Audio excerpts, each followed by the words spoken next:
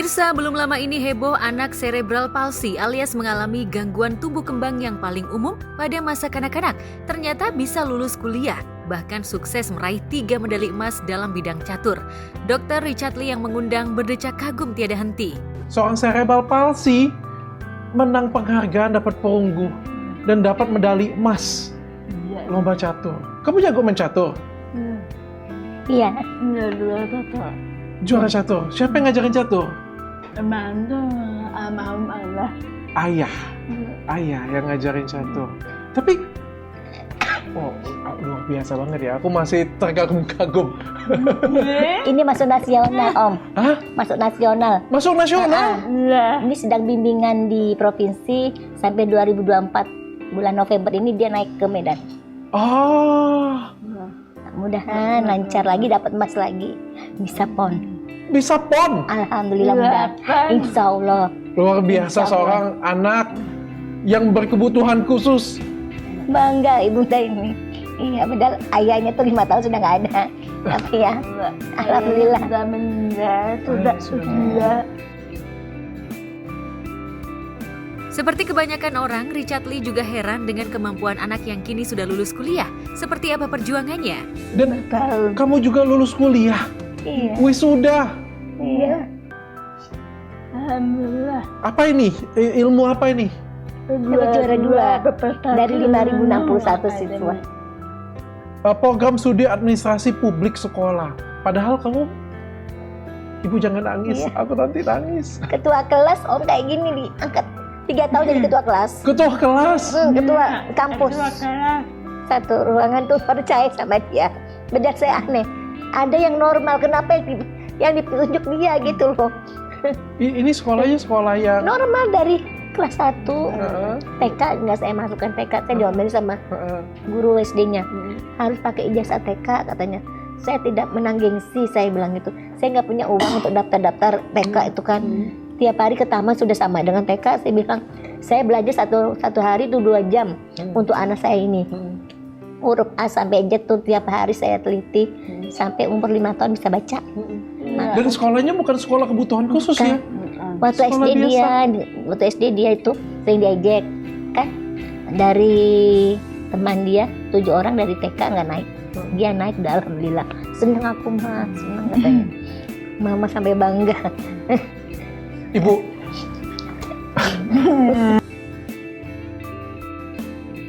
Bukan hanya dengan Muti, Richard Lee mengaku kagum dengan perjuangan ibundanya yang tetap setia mendampingi putrinya menempuh pendidikan sekolah mulai SD hingga kuliah. aku mau tanya, ini cerebral palsy. Iya, 7 bulan lahir bunda. Nggak nyangka, bunda itu kan jatuh, tulang belakang patah. Tulang Jadi waktu melahirkan itu, bunda kira baru 7 bulan. Memang 7 bulan. 7 bulan lahir. Iya, Dan waktu lahir prematur. prematur. Dari lahir sudah kelihatan. Iya, nggak nangis, biru, hidup pun udah bersyukur. Masuk inkubator 12 hari. 12 hari masuk inkubator. Bunda udah pulang, dia belum. Bunda nangis, ya Allah, bayi bunda masih ada nggak nih ya di sana? Begitu terus. Kapan sih Bunda dikasih tahu bahwa ada kelainan di Juniarti ini? Waktu lahir. Waktu lahir sudah dikasih tahu. Apa perasaan Bunda pada waktu itu dapat anak seorang cerebral palsy? Semangat, tetap semangat. Biar nggak apa-apa, bunda teropong, mudahan pintar gitu aja. Padahal keluarga pun banyak mengejek, menghina. Sampai sekarang pun akhirnya ya mereka yang menghina ya. Diam semuanya ya Bunda ya.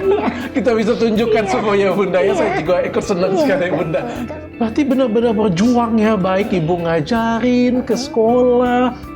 Nungguin saya sambil nunggu tuh jualan bawa, daripada nganggur kan duduk, entar dikira orang apa gitu, bawa es habis, tak pulang lagi ngambil habis, seneng jadinya kayak gitu. Bunda Dikatain orang nggak waktu di sekolah?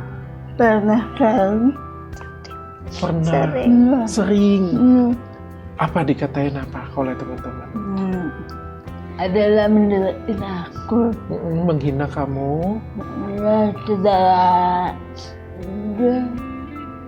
bisa bahasa. Ya, terus anak paling istimewa dan diistimewaan sama guru-guru. Jadi pada cemburu. Diistimewakan oleh siapa? Sama guru-guru jadi yang lain cemburu. Semua teman-teman Marah, iri. Jadi tuh nggak mau nemenin gitu katanya. Oh ya. Bukannya malah nemenin kan minder jadinya. Jadi ya udah mas semangat aja. Kan ada bunda di sini gitu. Keberhasilan Muti meraih medali emas dalam olahraga catur bukan hanya sebuah prestasi biasa, namun itu semua merupakan mukjizat yang begitu nyata. Lantas bagaimana Muti dan ibundanya menjalani kehidupan yang sering dipandang sebelah mata oleh orang lain? Tapi dari kecil berarti cerebral palsy kan semuanya bermasalah kan? Kok bisa pinter? Makanya mujizat. Jalan-jalan umur berapa jalan? Lama. 2 tahun lebih saya dikatain orang tuh anakmu gak bisa jalan, lumpuh katanya. Bersyukur saya bisa jalan ya. Saya berwudu, ambil air wudu itu, dia tuh main air wudu di bawah. Habis main air wudu itu dia main apa? Kayak dorongan sepeda, didorong sepeda yang lundur, anaknya jalan tapi pelan jatuh. Ya Allah bersyukur, berarti Allah ngasih mujizat itu. Itu umur 2 tahunan. 2 tahun lebih. 2 tahun lebih. Saya sedih, orang dihina. Tuh anak lo tuh, nggak bisa jalan. Udah ini tuh. Ya bersyukur aja, bismillah gitu. Ngomong umur berapa Ibu? Susah. Bisa ngomong di Kalimantan sama kakeknya. Di terapi. Nah, itu pun disuruh teriak di depan laut. Satu kencengnya. Teriak. Akhirnya bisa kayak gini. Umur berapa Bu jadi bisa ngomong? Itu mau masuk apa? SMP ya? SMP. Hah? SMP. Baru bisa? Kayak begini. baru bisa komunikasi kayak seperti ini. Jadi sebelum SMP ngomongnya kayak gimana? Ya itu. Cara bisu. Kayak bisu itu Om. Gimana Juni? Kayak bisu. waktu SD emang tuh ngomong itu bakal tulis pakai papan tulis. Iya saya catatan. Pakai catatan. Iya atau tulis gitu. Tapi kamu bisa ngikutin pelajaran sekolah? Mungkin semua dulu lebih memahami. Nah bisa, berarti Oke. bisa. Bisa memahami. Iya. Kamu bisa memahami. Iya bisa memahami. Dan tak terus saja. Oke. Iya. Tapi kamu berpikirnya cepat, dia ngafalnya bisa, menghafal bisa ya? Dilatih dari kecil memang sama bunda itu Bunda? hafalan. Oh, bunda melatih dia menghafal.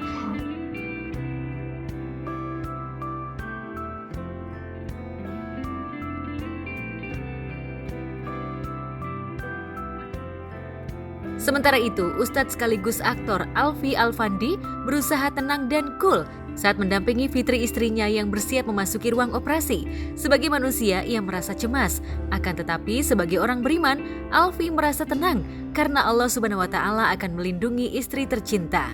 Apa emang normal ya begini gitu kan? Ternyata emang nggak sedikit kasus seperti ini. Dan kita mikir, ya sudahlah, 9 tahun. Gimana? Ini ikhtiar kita terakhir kata dia.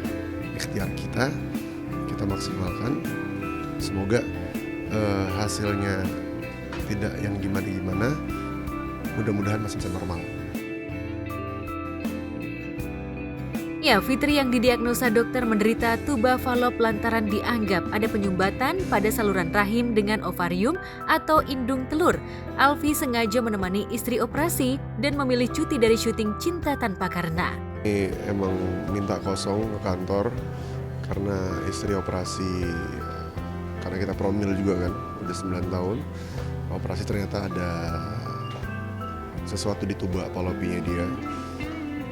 Kayak tolong doain semuanya biar lancar, semoga apapun yang terjadi hari ini Allah berikan yang terbaik. Upaya-upayanya adalah ya sebagai kepala keluarga saya harus bisa membagi waktu semaksimal mungkin. Kayak tengah kerja, oh coba ngomong ke lokasi, besok gue harus gino bini gue ya, gue mau nemenin dia dulu sebentar, habis itu gue malamnya kesini lagi. Ya harus begitu dan harus konsisten dan harus menerima konsekuensinya. Kalau misalnya tiba-tiba oh lo nggak bisa Vi ya, kosong ya di episode ini, ya mau nggak mau karena di sini kita hidup untuk membagikan keluarga, kita hidup untuk menjadikan rumah tangga sakinah mawaddah warahmah.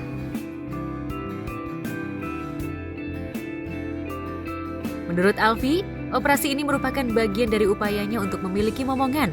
Sebab pernikahan Alfi dan Fitri sudah 9 tahun, namun kerinduan mereka menimang buah cinta belum kesampaian. Sebab itu Alfi berharap tahun ini atau usai operasi ini, ia dan istri akan segera memiliki anak. Kalau itu sih pasti ada ya, itu pasti ada. Cuman yang menguatkan adalah keluarga kita di Malaysia. Nah, keluarga di Malaysia bilang, Mak Iti bilang gini, Fitri, apa masalahnya? Masalahnya begini Mak Iti. Udahlah katanya. Mak Iti juga sempat bayi tabung. Mak Iti mikir, ini sekarang udah terlambat buat Mak Iti buat bayi tabung. Kalian masih ada waktu, ayo dong. Gak usah pikir-pikir lagi. Apapun yang terjadi sudah. Toh juga Mak Iti juga punya 2 anak sekarang katanya. Udahlah, Bismillah. Biar ada penerus generasi kalian katanya. Pas dia ngomongin gitu, oke. Keluarga yang lain juga, ya sudah, yang terbaik menurut kalian kata mereka. Yang penting setelah itu tolong istirahatnya bener, tolong badan istirahat, mau pikiran istirahat. Kadang-kadang kan istirahat badan tapi pikiran enggak. Besok bikin ini, apalagi ini besok acara Bikers Dakwah Subuh Akbar, mikir ini mikir itu, harus ngerjain. Dibilang mereka, tolonglah istirahat gitu. Insya Allah. Oke, mudah-mudahan dari operasi hari ini, doain tolong sore ini mudah-mudahan lancar, mudah-mudahan tidak ada yang gimana-gimana, dan setelah itu kami punya keturunan soleh-solehah insyaallah. Kalau ada pembukaan tuapolopi itu sebenarnya kita memastikan benar-benar tahu itu setelah dari rumah sakit sebelum sini. Cuman rumah sakit sebelumnya itu mengatakan, oh harus begini, nggak bisa normal, harus dibuang segala macam. Itu kan jadi apa ya?